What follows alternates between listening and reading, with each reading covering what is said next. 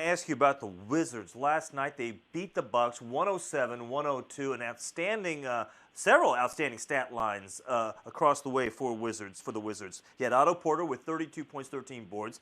John Wall had 18 points, a season high 16 dimes, and then 22 points for Bradley Beal. Why don't we see this more often from this team? It really is surprising. I mean, I thought the Wizards had a solid team coming into the season, and that's a good win over Milwaukee, who's been one of the better teams in the East the last couple weeks.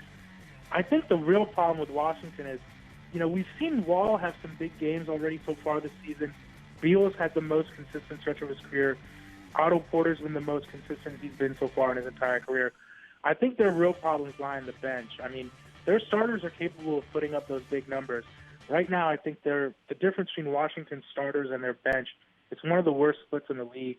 I mean, teams are coming in and just hammering Washington's second unit. So, Wall had a 40-point game earlier this season. They lost.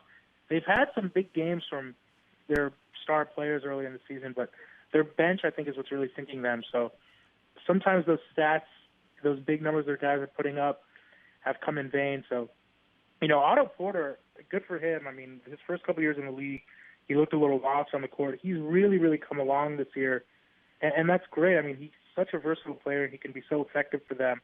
It'll be nice to see him put up more big games, but what they really need is kind of consistency from their second unit so that these kind of big games don't get wasted in losses.